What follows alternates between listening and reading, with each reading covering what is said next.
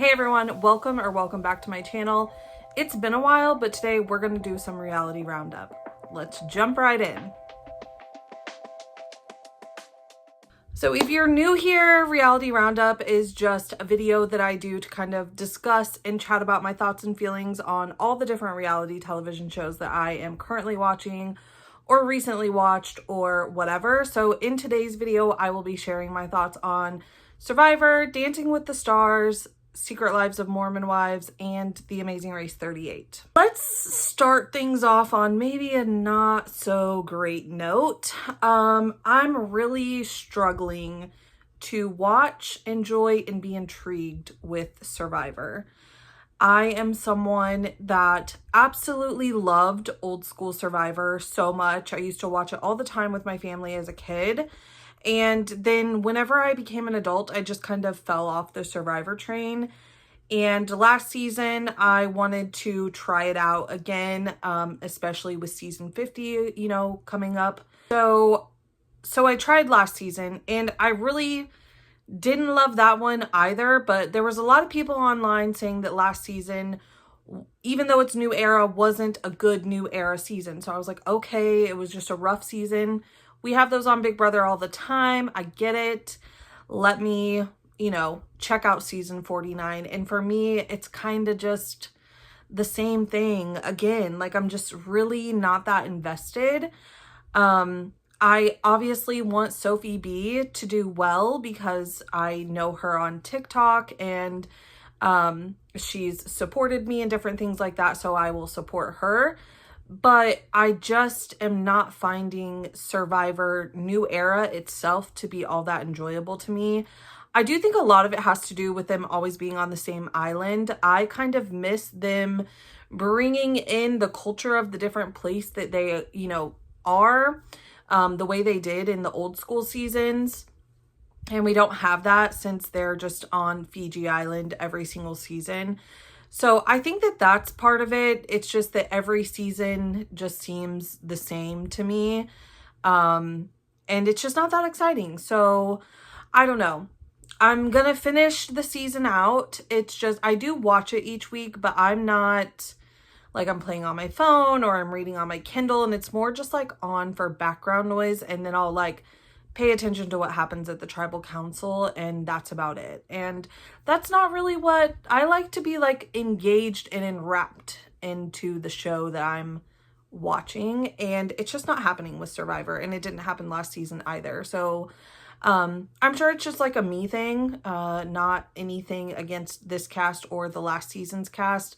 I just think Survivor's not for me these days. So I don't know if I'll watch season 50, to be honest. I think I'm good. Maybe I will because it's supposed to be, within the fans of the hands, or I don't know, something along those lines. And I know a lot of people do miss that old school Survivor. So maybe some of those elements will come back and I'll find that season enjoyable. We'll see. The jury is out on that. Moving on. Let's just go ahead and tackle the other show that is on the same night as Survivor, which is The Amazing Race. I am enjoying Amazing Race. I did also jump back into Amazing Race after a bit of a hiatus last season. I also thought last season was enjoyable. Obviously, this season with the full Big Brother cast, I'm loving it even more. I pray and beg every single week that Jack and Chelsea are the team eliminated. I find them to be rather boring. This last week's episode was the most drama and entertainment that we got out of them, and it was just an argument between the two of them. I'm really looking forward to this next episode with the in-person double U-turn vote. I foresee that getting a tad bit messy. I also am fearful that we did just see Jag and Jazz overtake Tucker and Eric and finally finish first on a leg. And I fear that's going to continue throughout the rest. I don't know spoilers, so I don't know who wins, but I just know how much the reality TV gods do not like to give me what I want. And what I want is for literally anyone but Jag and Jazz to win. And I just don't think that's going to happen. I think that was kind of the turning point for them to then carry out for the rest of the season. I hope I'm wrong. I think that it's going to be Eric and Tucker or Jag and Jazz that win this. I don't see any other teams being able to bypass both of those teams, but it's at least my hope that Eric and Tucker can bypass Jag and Jazz again, and maybe they'll win the season.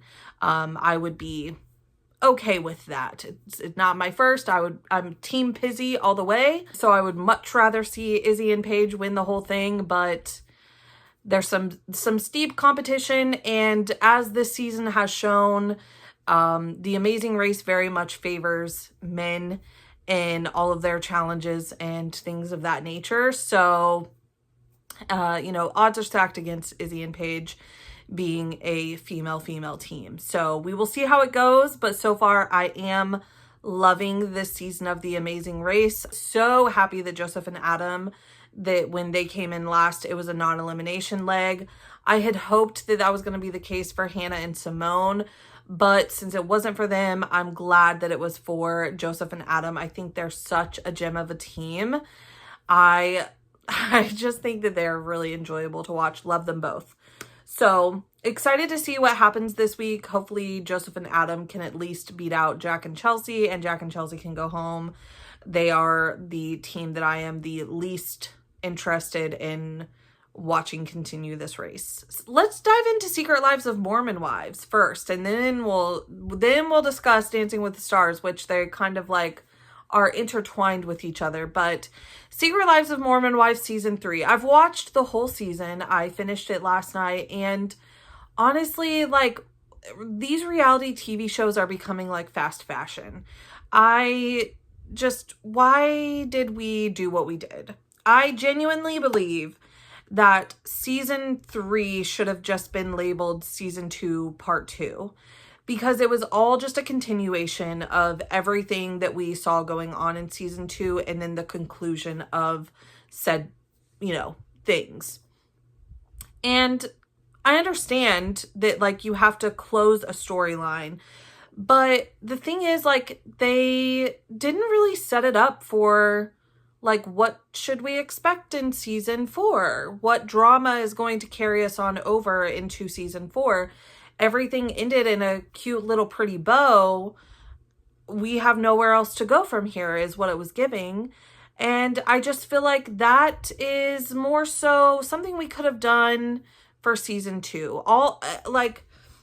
Season 2 and season 3 are just sister seasons, and they didn't need to do that. They could have done like other streaming services do and say, we're gonna release part 1, these 10 episodes on this date, and then in like 2 months we're gonna release part 2. There are some TV series that do that. A lot of them are scripted, but still, like, they could have done that. A lot of season 2 happened in the time that they stopped filming, or a lot of season 3 happened in the time that they stopped filming season 2 and then filmed the reunion. Like, that little window of time between filming ending and filming the season 2 reunion is all of season 3.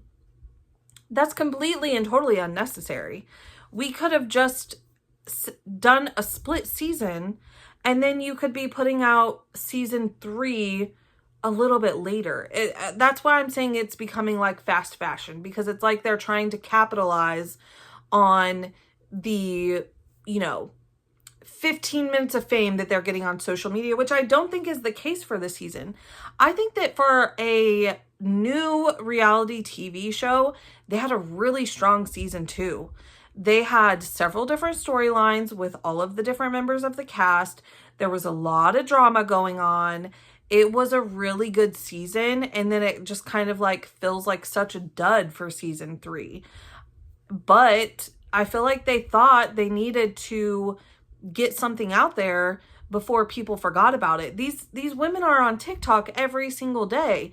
People talk about them constantly. Nobody's going anywhere. And when you were filming this, you knew that Whitney and Jen were going to be on Dancing with the Stars. I'm not sure if they knew that Taylor was going to be on Bachelorette yet, but you knew that there was going to be conversations happening about this television show or the people on the television show. like, they weren't going anywhere. And the fan base that you have created and cemented with season 2 wasn't going to go anywhere. So I just think it was a really bad, like, production decision to rush this and put out nothing, essentially. All the different things that happened, you could have made into, like, 2 or 3 episodes and then continued on with, like, new storylines. It did not have to be so drawn out and boring and dumb to fill the 10 episodes. Like, it was giving we don't have any content, and I find it hard to believe, genuinely. I think just if timing would have been a little bit different, they could have made some different decisions, but I don't know. Maybe they plan on putting out season 4 in January. I don't know what their plan is, but season 3 just felt extremely short for me in comparison to season 2. But moving on to Dancing with the Stars. So I am filming this on a Tuesday. This will go up tomorrow on Wednesday. So we will know the outcome of, like, semifinals night, Prince night, all those different things. But I haven't watched that yet. It's not available yet. Anything I say could 100% be wrong by the time this is posted tomorrow. And that's okay. Live in the past with me, because right now we're in a good spot. Andy finally went home. Sorry, guys, but I am so glad that Andy finally went home. I think he was enjoyable to watch as far as his personality goes. Liked watching him and Emmett interact.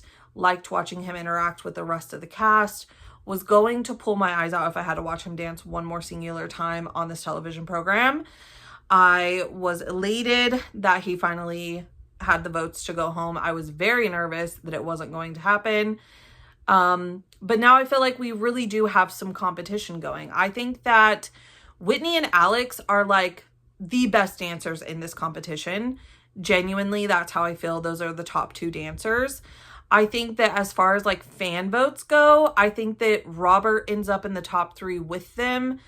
Not because he's a good dancer, and I'm not saying he's bad. He's shown some improvement. If you go back and watch some of my old reality roundup videos, you know I have had my pedal to the metal on him all season long, because I knew he would be a fan favorite and would kind of be able to get by easily, because for whatever reason, Dancing with the Stars loves the Irwin family.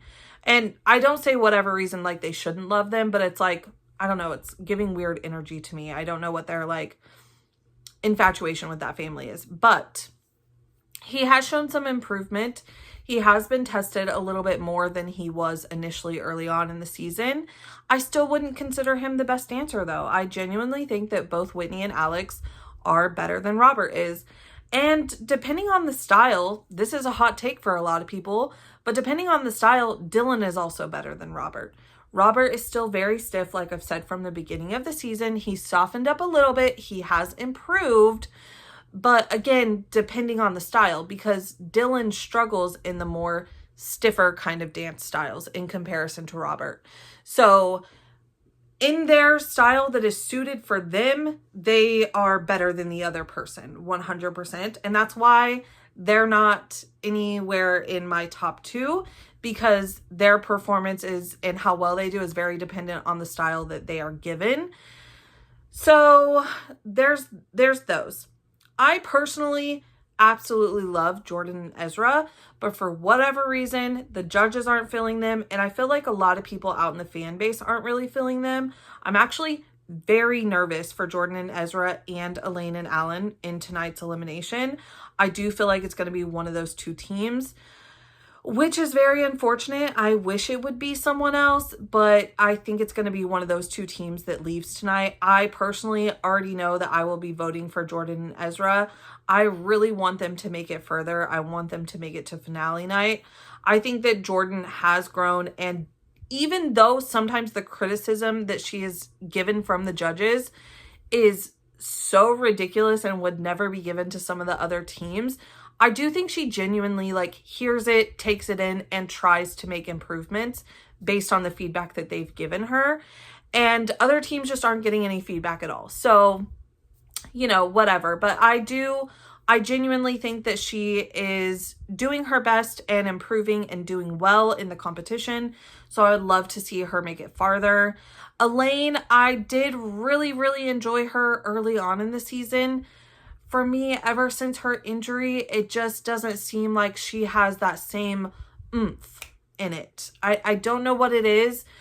It's almost like she's kind of, even though she said she's not, the energy and the way that she dances feels like she's holding back a little bit in fear of like a re-injury or something like that. And so she's kind of fallen down the ranks for me. I won't be mad if she makes it far, but she has kind of like, ever since her injury, she's kind of just fallen down a little bit further on the list of people that I'm rooting for and that I think are doing well. Fingers crossed that Jordan and Ezra survive the night, and please, for the love of all things, hoping that the judges don't make me go insane tonight. The judging has just been so off the wall and so nonsensical this season that the numbers just genuinely do not matter. At this point, just give everyone a 10. Let the judges give them their compliments that they want to give them, and say it's 10s across the board for every single person, because it doesn't make a single lick of sense this season. It's the worst scoring season I think I've ever watched. Genuinely, I can't make sense of it. There's some times where I will disagree with a judge's score in other seasons, and I'm like, I didn't see that and I didn't feel that way, but like, I also understand where you're coming from. There's just no understanding this season. I'm lost. I am lost at what they're saying, at what they're seeing. Those are all the shows I've been watching recently, reality TV wise, and all of my thoughts and opinions on them. Definitely let me know what you're watching, what you're thinking, what you're feeling about any of these shows. If you've watched them, down in the comments. Subscribe for more. We've got Traitors coming up very soon. Very soon, right after the holiday season, we have Traitors. So I'm going to be doing Vlogmas all throughout the, well, not all throughout the month of December, but like the 25 days of Christmas, I'll be doing Vlogmas. And then right after that, it's going to be heavy Traitor content on this channel. So make sure you subscribe. I'll be doing full cast breakdown. I'll do weekly episode recaps and thoughts and feelings and opinions. If there's any behind the scenes kind of tea and stuff that comes out in exit interviews, of course, I'll be talking about it here. So definitely make sure you subscribe so you don't miss a minute of the Traitors content. Traitor season is like Christmas season. So I'm so glad we have a continuation of the joy of the season, with the Traitors starting very early in January. So that's all I have for today. I hope you will stick around, and I will see you in the next video.